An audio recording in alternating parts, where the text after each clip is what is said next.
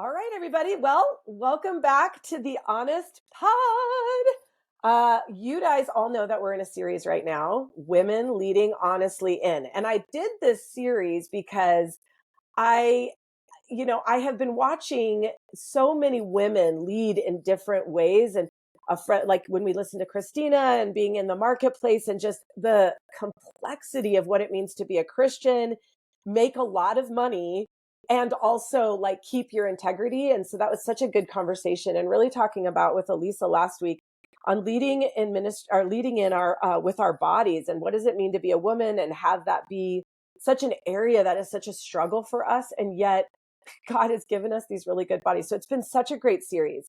I'm so excited for you guys to hear from a really dear friend of mine. She's a friend of the family, not just a friend of mine, but a friend of my family. In fact, my mom would, I don't know if you're allowed to have best friends when you're older, but I think she would consider Lori one I of her think you're dear. allowed to have so many best friends, Good, lots good, of best good. friends. You're just going to have a necklace full of all those half hearts. Yes. Yes. I'll So do as it. you guys can hear, this is a really good friend of ours. Lori Wilhite is joining us on the podcast today. Just a little bit about Lori. She is an author. She's a speaker. She's a certified coach. Her and her husband, Judd, which he's just an awesome dude, like such an authentic, which I know when someone leads a really large church, which they have several campuses, they've been doing this a long time. You kind of are like, what are they really like? And let me tell you, they're the most down-to-earth couple. Judd, you would never know Judd even like that he does anything remotely like cool or what. He just shows up like himself. And that's what I love about both of them. Lori also leads Leading and Loving It. And that's really one of the reasons why I had her on today. And this Leading and Loving It equips literally like 20,000 women to lead well, thrive in their ministry.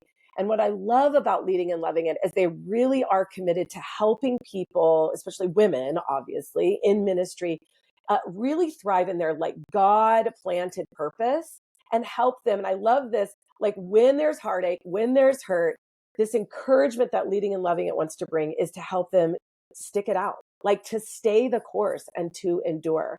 Lori has authored books on Philippians and Ephesians. I have a favorite one. It's called My Name is Victorious. And she actually wrote one for adults. And then her and her daughter wrote one, is like a teen version of this. I have given this to so many youth pastors, the women youth pastors, and given this to them because the way it's developed. So if you're looking for something for your teen, especially your teen daughter, really on worth and really claiming who they are, this is a great book. So there's lots to say about Lori. You can go check her out and follow her. We'll put all the stuff in the show notes. But Lori, that's a long. I need to take a breath. Lori, you've done a lot. This is a long bio. You have a lot going on in your life. Well, you're super kind. You're now hired to be my PR person forever and ever. Amen. But yeah, thank you for making it sound better than it actually is. Well, you really have done a lot. And that speaks to the longevity of how long you've been doing ministry. I mean, right? How long Right. have you, like, how long would you consider if you were to give us a time frame? How long have you been in, and I'm not just talking head pastorship, but like ministry. Yeah, I would say I entered ministry when I started dating a pastor. Yeah. I didn't ever have like ministry on the mind, did not think that would be kind of my life path until I met this really cute preacher and fell in love with him. And then the Lord just took us on an adventure. So that was we've been married almost 27 years. So it's been a long time, almost closing in on 3 decades of ministry and kind of teamwork together. And so it's been a total trip in all the positives and all the challenging kinds of ways. But like we feel so blessed to get to serve God. And so like we serve God in the craziest city, the kind of sometimes the most unlikely city because we're in Las Vegas, but it is an Right. absolute joy to get to, help people meet Jesus and help them get hope and healing in their lives. And so we honestly have a blast. And really where we find you today, and I mean, obviously I can't speak for you, but in knowing you, I mean, I've known you for, gosh, a long time now, Right. over a decade. And even from, those early years of even getting to know you to who you are today. And I think you would say this for so many people, but there's such a grounding that comes when you've plowed this field for a really long time. And that is why you have so many books. And that is because you begin to kind of move into what I would, like more of like a sage. And that's where I would consider you a sage in ministry of knowing like, the battle of what it is meant to stay 30 years in ministry without, not loving Jesus anymore and hating people, right? Like, Yeah. right? I mean, you definitely have some encounters that are interesting that can put some things to the challenge. No doubt about it. I do feel like after saying 3 decades, I feel like I need to say that I started when I was 12 or something because the 30 years seems like so crazy and makes me feel so well, let's just use the word experienced. But Yeah, it right. like we definitely have been through so many highs and so many lows, but I think the constant that has kept us anchored is just the call of God in our lives. It Mhm. was so clear to us at every stage of ministry that we've had what like purpose got planted in our Mhm. hearts. And then our job was to constantly pursue that, even when we're tired, even when we're hurt, even when we're struggling, even when it's victory after victory, like just keep pursuing it. And until God releases us from that calling, then we're just going to keep going. And Mm. that takes some grit sometimes, and it takes some perseverance, and a lot of trust that And a lot of God surrender, actually, right? yeah, absolutely, absolutely. Tell me about, because you said this at the beginning. You said, I met Judd, cutie boy. I'm gonna marry this guy. He's gonna be a pastor. You had no ministry kind of on the forefront of your mind, and just take me back those, 30 years ago, 27 years ago, and what was Lori like stepping into this arena of ministry that was not even like on the forefront of your mind, and you knew that you loved Judd, you knew you loved God. What were those, maybe those beginning kind of like 10 years where you were starting to learn, is this what ministry is? Like, could you take us back Right. there and tell us a little bit about that? Yeah, it's probably when we started dating, ignorance was a lot of bliss. I really Yeah, had no idea. My dad is an engineer. My mom was worked at a dental office, and so my concept of ministry really only was as a kid attending youth group, right? And so right. I didn't really have a context for it outside of that. And so we kind of had a whirlwind we didn't date forever. We were not the 3 years dating kind of people. That we are what we would not encourage our daughter to do. But we Well, it's worked got out. as we got it has worked out okay. As we got close to our engagement, I was speaking not too long ago to a bunch of leaders, and I thought of this, and I hadn't thought of it in so many years, in 25 years probably. But I remember right as we were getting engaged, I had two pastors at our home church call me into their office. And one, I think I want to believe out of like the best intentions. He loved Sure. me. He just said, Lori, your personality is not going to work on being a pastor's wife. Mm, It's just not going to work. I don't think you should change who you are to try to fit that role, but who you are will not fit. wow. And that was a little hard for me to hear. And then I called into another office, and he just told me, Lori, you're going to have to learn to get in the background, Mm, and you need to get out of the way, and you need to just be a support. And you're kind of a lot. You're in some ways you're too much, and your mm, too muchness is going to hurt Judd, and it's going to hurt the ministry. wow. So I was I had literally, I'm 20 years old. These are two people that I respected so much, and it devastated me. That's the truth. And Right. now it didn't deter me from marrying Judd because I'm no dummy. He's adorable and amazing. But it really did devastate me. So probably my first 10 years looked a lot like, I literally remember sitting down with a pencil and a paper and writing down all the things that I thought I would need to change. Any weaknesses I had, any faults, failures, personality things I would need to change. And I would just write them. And I thought, like, if I'm really clear about this, what I can say, what I can't say, what I, need to do, what I need to learn, like whatever it is. And I thought, if I'm really clear about those things, then maybe, just maybe, I won't wreck Judd's ministry, because I was so clear on the fact that God had called him to be a pastor. Yeah. I think my fear, and it took me years to voice it, my fear was that I was afraid he had made a mistake with me. Mm.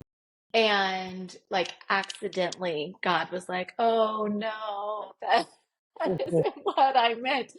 And I think for 10 years, I let all of that insecurity, all of that fear, all of that hurt, all of those voices that were echoing inside my mind really keep me from pursuing my purpose. Because what it did is actually built this really tiny prison that I lived in. Wow. I was so afraid to talk to people much. It's like what if You're they going to can't say handle what something I'm wrong, going through? yeah. Like, what if I make a mistake? What if I offend somebody and they leave the church? Or like, what if?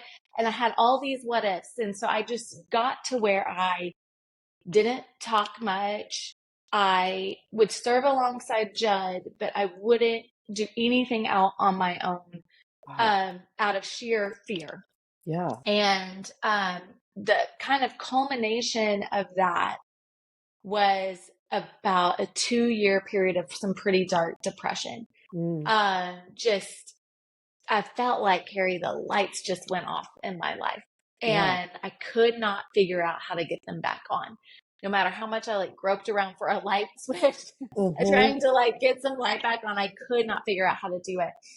And through just a lot of healing and talking and a really supportive husband and the grace and mercy of Jesus, got kind of back out of that. But as I did, it didn't mean all that insecurity went away instantly. Right.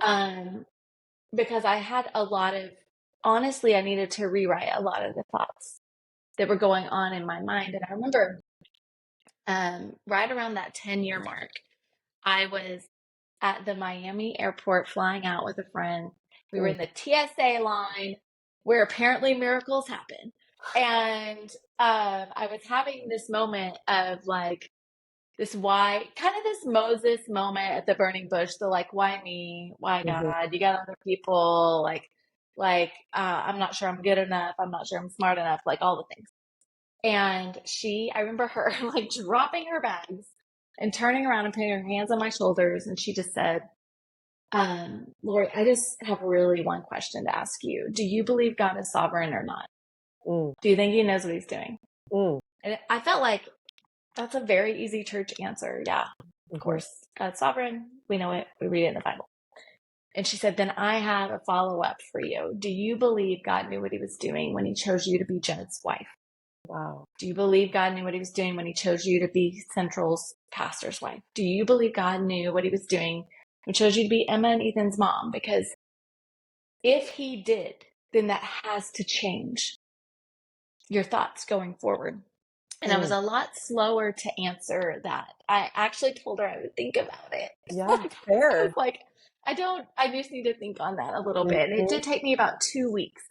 And I really, really thought about, I know God knows what he's doing for my friends. I know God knows what he's doing for my kids, for my husband, for our church. But do I believe in the core of who I am that God knows what he's doing with me?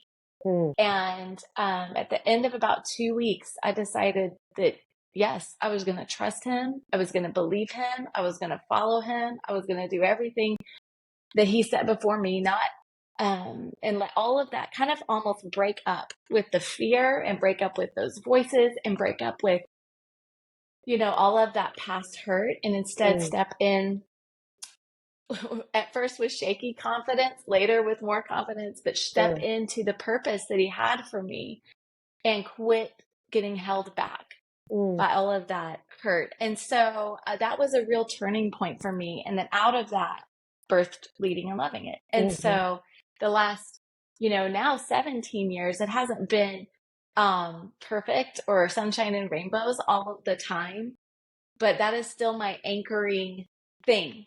Right. And my anchoring question is, do I believe God is sovereign in my life, in my story, in my family, in our church? Do I believe he knows what he's doing? And the answer is yes. And I can say it much quicker than 2 weeks now. But the answer is yes, I do believe it. And then if I do, that has to have implications into how I step in to anything in my life, ministry, family, leadership, writing, whatever it is.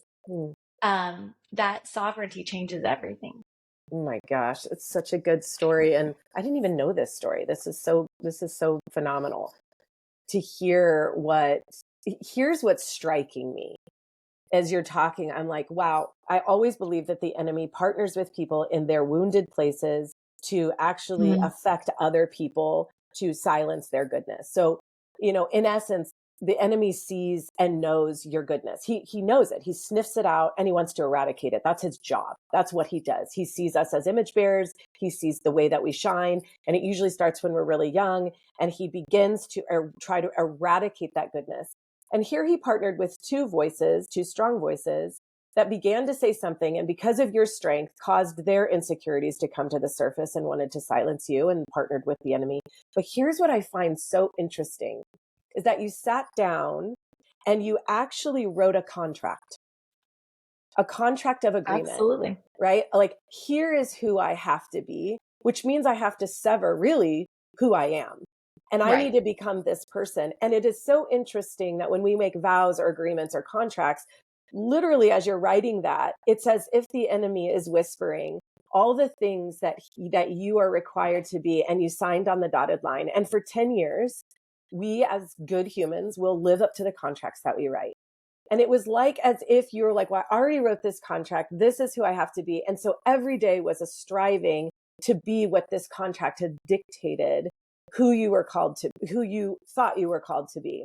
Right. And it actually began, I love in Proverbs 4, verse 12, where it says, a man finds his way and he thinks that it is good, but it is the way to death. And I always wonder, like, well, why do we think that that's good? What happened to us that makes us believe that the way that I'm going is good when it's actually leading me to death? And I think looking back, and same for me and for you, looking back, the enemy is so insidious. And he begins to whisper those narratives of, you are too much, you are too loud, what kind of ministry is going to take you? And the irony of all of that is usually we sign a contract internally, like in our minds. You like wrote it in black and white. I literally wrote it out. You wrote it out and signed the contract. And it wasn't until God's spirit is working in you and you are experiencing internal death, depression. I struggled with that my whole life. It's so painful. And then here's this friend. And this is what I think is, and I've loved how you have preached this from the stage, and I want to get into then the leading and loving it portion. But here's this friend who literally puts her hands on your shoulders as if she's shaking you awake. That's absolutely right. This idea that's like, you signed a contract that's bringing you death. Do you actually believe that this is the life that God has for you? And that honest wrestle of, let me get back to you, which you do have integrity. So I know you well enough to know you will not say something you do not mean. So that has never been Lori Wilhite. You will say what you mean, or you will wait. And this beautiful thing that has begun to come. And we say over here, out of the particularities of our pain, produce the particularities of our calling. And I really see, and this is the question I have for you, is leading and loving it. I mean, that's a vehicle, right? Like that's where you're housing your calling right now. Your calling is not leading and loving it. Your calling is much deeper than the vehicle, but you're playing out that right now. The particularities of your pain, I'm too much, I need to be someone different. And now you've birthed this thing where women can come and start breaking contracts. So tell me a little bit about what was the hell no, not on my watch? Am I going to let this happen on the land anymore? Heaven, yes, but hell no. I'm breaking this contract for myself. And then outbursts this ministry. Tell me a little Right. bit about why. What was your hell no behind leading and loving it? Well, when I came out of that period of depression and kind of the Lord put me back on my feet. And for the first time, I felt like, I don't know, I felt missional. I felt like I could step into like whatever kind of mission he had for me Hmm. and I could do it. Right before we got engaged, a third pastor, I know, actually loved them all. But Judd asked him what he thought about asking me to marry him. And his response was, Judd, your wife will make you or break you in ministry. Hmm. And he said, I think you would be great. But all I heard was I could break Judd's ministry. I didn't hear I could make it. I didn't hear that I was good. And then he gave me the thumbs up. I only heard that I had the potential to break Judd's ministry.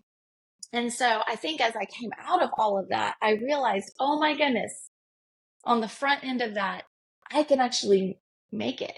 I can encourage him. I can work with him. We can team up. We can be partners in ministry. And so as I kind of found my footing there, I thought, I kind of hopped online, like, please tell me I'm not the only one, the only ministry gal who has struggled, the only ministry gal who has like battled depression and anxiety and insecurity and whatever. Mm-hmm. So I got online, couldn't really find anything.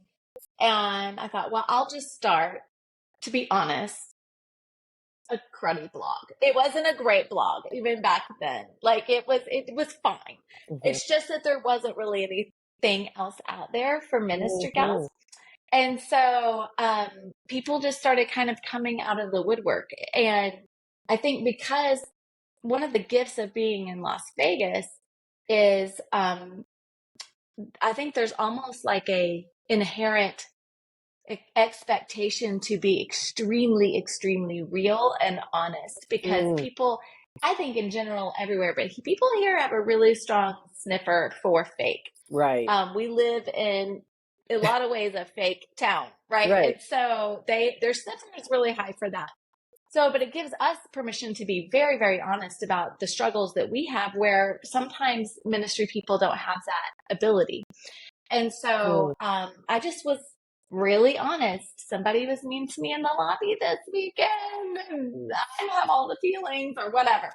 And what started as just a blog to try to help one other ministry gal out there like me has blossomed in the last 15 years to really a mission to what I feel like is help us become a better me so that we can develop a better ministry. And I think if we become the healthiest versions of ourselves, then it impacts every area of our life. I know when I was really struggling, my marriage was impacted, my parenting was impacted, our church was impacted. And so as we grow to be the healthiest versions of ourselves on purpose, on mission, on our calling, then we can have the healthiest ministries, we can have the healthiest impact. And so that's what we spend all of our time doing now. So if you have all of these, and this is what I want you guys to hear, what I want you to hear is that Leading and Loving has been going about 15 years. It wasn't like all of a sudden Lori woke up and boom, we're having retreats and I have curriculum. And it started with, in her words, a crappy blog.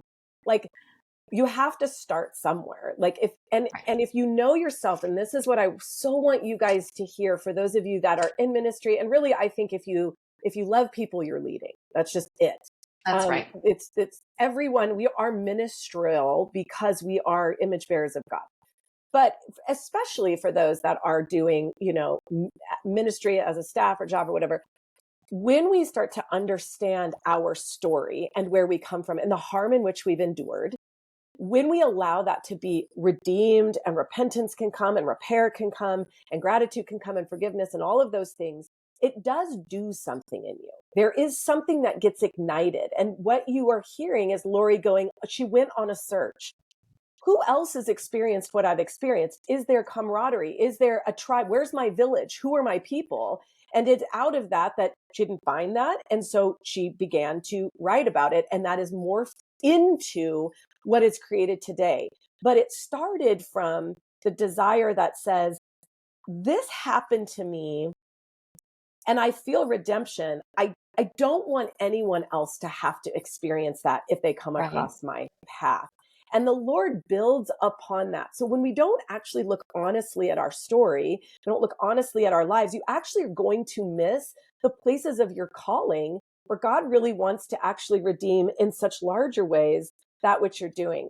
And so here's the question I have for you, Lori. For women that are in ministry, are there some non-negotiables even for you? Like, this has to be there. If you're going to thrive in ministry, if you're going to do what God's called you to do, there are some non-negotiables that have to be present in your life so that you can, and your words, stick it out. Like, you can stay the long haul, endure.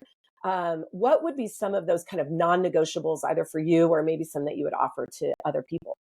Well, a couple off the top of my head would be one, I always encourage, especially young leaders, to like journal out or literally write out everything they can remember about when they felt like the Lord was calling them into ministry. Because for some people, it's very clear. They do have like a burning bush moment, and thank God for them. Other people are like me, where I just felt like I was in ministry by default. Right. Because I married a really cute pastor and who's awesome. And that it was many, many, many years until I felt that call on my own heart. It doesn't matter if you find yourself in leadership by default or if you felt like God wrote it in the sky for you or anything in between. My encouragement is always to write it down, write it down, write it down. Because there have been times that things were really, really hard. And the only anchor we had was knowing that God wanted us here, or God wanted us in this certain, or God wanting us doing a certain thing.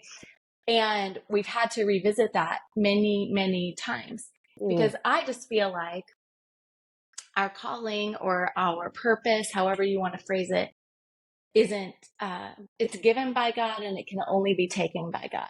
Now, sometimes we will give it over to some grumpy people or to some critics or, maybe to our own overwhelmed, tired selves, right?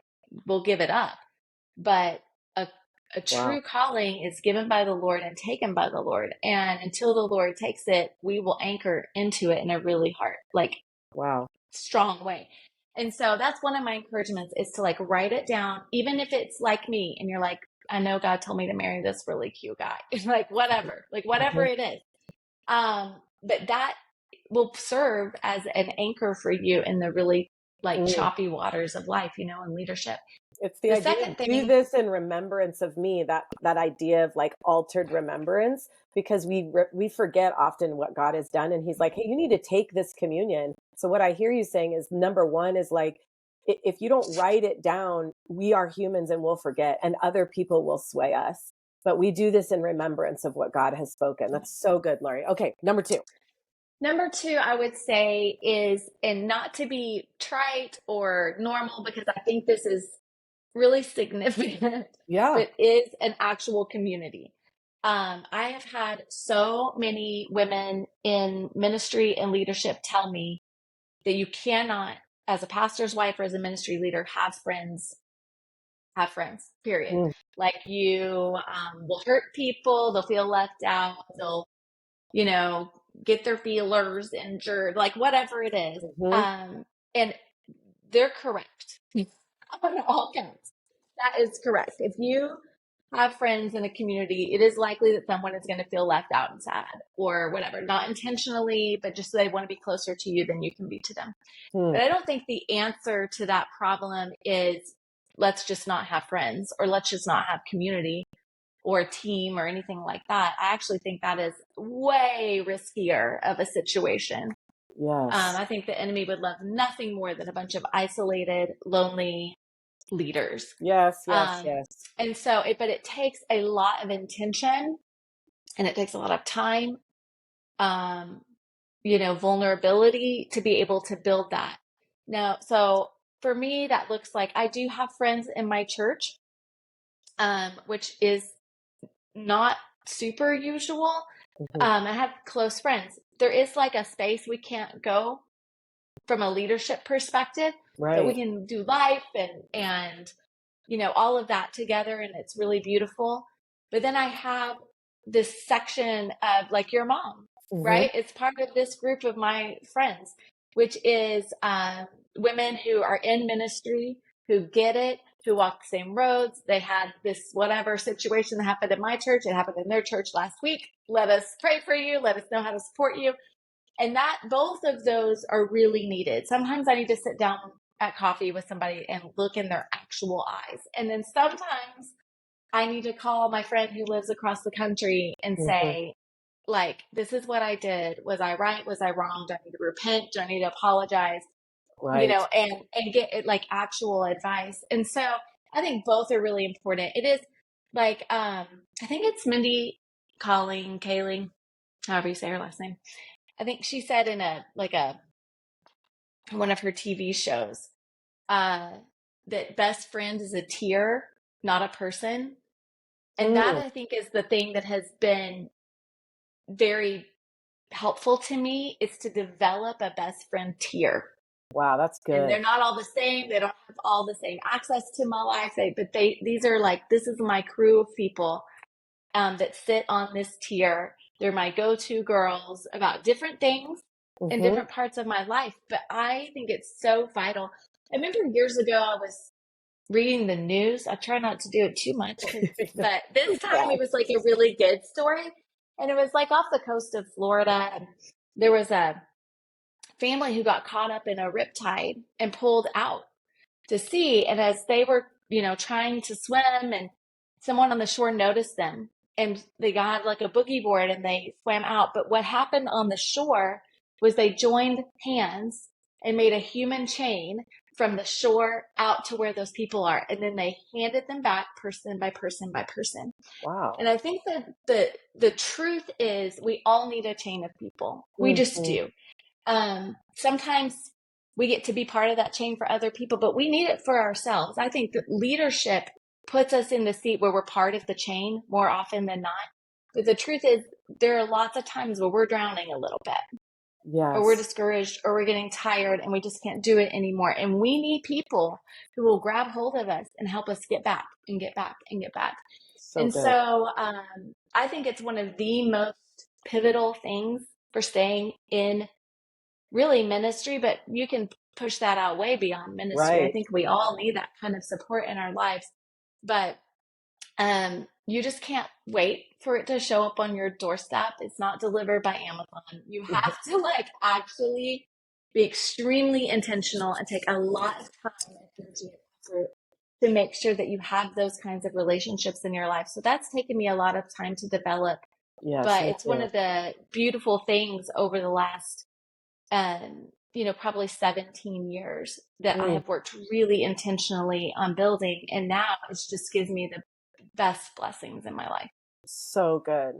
So just to recap, and for a couple of things for you guys, and I'm so glad you mentioned this, because if you weren't going to mention it, I was going to be like, we're mentioning this because this is probably one of the things that I have witnessed firsthand uh, in the leading and loving it community. But definitely, I love the idea of the number one: write down what you feel the Lord has said. And for you guys that have listened and followed for a while, I'm big into rituals. I'm big into marking moments. It's very biblical. And we have lost sight of so much of that. We've lost sight of so much of pausing and ritual and being able to, I mean, communion is ritual, guys. So it's biblical, but actually writing down something and marking that moment as if, just like Abraham did, like the Lord spoke and he made an altar of remembrance. Joshua crossing the Jordan. I mean, this is a highly biblical thing that Lori is encouraging you to do,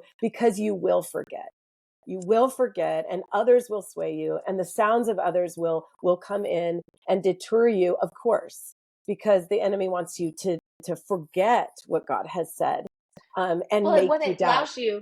what it allows you to do is turn the voice of God up in your mind and in your So good. life, right? And turn the voices of all the other people, and including yourself. Like, we're the Right. hardest on ourselves a lot of the time. Turn those voices down and turn the voice of God up. It's Yeah. one of the reasons why I go back to it again and again, is just trying to turn God's voice up in my mind, in my life, and anchoring back into what I've heard him say before. And that's such a good word. It's an anchor. And then the second thing, and I get how you led with it might be trite or whatever. And it's because we hear it so much, but we are in an epidemic, and you know this to be true, that loneliness is the number one thing that people would say across the globe, that they're experiencing loneliness at an all-time high. And here we are, the most connected society we've ever been, and we're the most disconnected society we've ever been. None of my close friends live in my city. None. I have a dear friend. Her name's Natalie. We're super close in proximity here, but I've only known her for a few years. All of my very, very good friends live in other states. And the amount of intentionality, I save up for flights. I have put myself in rooms. I have met with people. And here's the thing is, like, what I love about leading and loving, that's why I'm glad that you said, I got to go on a trip with these ladies to Thailand. And, I'm new to this group. Like, you guys have been friends a really long time. And so I'm kind of new to this group and watching things go on and whatever. And I'm like, man, the camaraderie, it was like watching sisters, like people who had been in relationship, you and Brandy, and even some of the other people for many years, where almost it was like, just, you would give Brandy a look and she would be like, okay, yeah, I'm on it. Like, there was just such a flow, and like someone that has your back, and knowing all the things that Brandy went through and the stuff that you went through, knowing the behind the scenes. And one of my and I know you've shared this at Leading and Loving It, so I know I can share it here, but one of my favorite talks that you and Brandy gave was when Brandy was going through her divorce, and she said that she was on the floor. I can't remember if it was in her closet or next to her bed. It was, I don't know, it's making me cry, but like midnight. She didn't want to call you because it was so late, but she was like, I just have to talk to somebody. She calls you and picks up the phone, and you guys had shared that for a couple of hours, you just sat with her and listened to her weep. And I'm sure you guys said a few things, but I was so taken back by the intentionality and the courage and the vulnerability that came from those moments, and witnessing on the other side, as you know, my biological mom's story, and her suicide, and being a pastor's wife and stuff. And this is why I've always championed what you do, always, because it's one thing to see you say something from a stage. It's another thing for me, my heart, to know when push came to shove, this woman was interruptible in her sleep and sat with another woman and listened to her weep. This kind of gift for all of us to do ministry the way that we have to do it in this day and age, to not have someone that will pick up the phone and listen to you weep. We're missing the village. We were made for village. This is what we were designed for. And I think what you're creating at Leading and Loving It, as best as you can, because obviously people fly in from all over. And this is what I want you to share just as we wrap up. But I think what you're trying to create, and what I see you doing, is trying to create a village, a place where we can learn from each other. You should be teaching us as 30 years in ministry. It makes you a sage, and we need to learn from the sages. I think the younger people in this world are looking for the sages, but we've all but eradicated them from the stage and elevated such youth. And so I love that you are bringing in that into Leading and Loving It, and then creating community. So just as we're wrapping up, tell us a little bit about the village of Leading and Loving It and what you provide for those that are in ministry. Yeah, well, thank you for letting me share this, because we are extremely passionate about getting women connected with each other. So we do that in a few different ways. One, we do have a conference every year. It's probably what we're best known for, is we do a conference every October. It's just so fun. I mean, there's fireballs and confetti, and it's just such a good, it's Vegas, guys, but it's so fun. And it's also very deep, very, very deep. Yeah, it's not your average kind of women's conference, No. but it is a really great time, and it's wonderful. And as much as I absolutely love that, it is 2 days. It's Right. a very fleeting 2 days. So the rest of the year, what we get to do is a couple of different things. One, we do have a bunch of coaching and cohorts. Like I specifically lead one for senior pastors' wives. I give them an ability to get in the same room together, share their hearts together, their celebrations and their struggles. And I absolutely love that. I have one for writers. We've got coaching one-on-one. We have all the kind of coaching and all the cohorts to be able to help people really get to that place of being the best versions of themselves so they can bring their best to their work and to their call. And then also we have like a monthly, I'm going to say the word membership, but basically it's just a way to pull leaders together, like-minded leaders, get them connected, try to help them start those initial things, and also give them a lot of group coaching, one-on-one coaching, kind of special treatment along the way, to try to help them not only build themselves as women, but build themselves as leaders too. Yes. And so that's what we spend a lot of our time doing, is walking beside either one person or a time, or whole groups of women at a time. But always our goal is that they're connected to each other. When women are able to do that, that's really when we see the game changer for their ministries and lives. That's when we see them say stuff like, I wouldn't be in ministry if. Right. And it's not because of anything we've said or anything that we've written. That 100% is because they've got some people on their team now.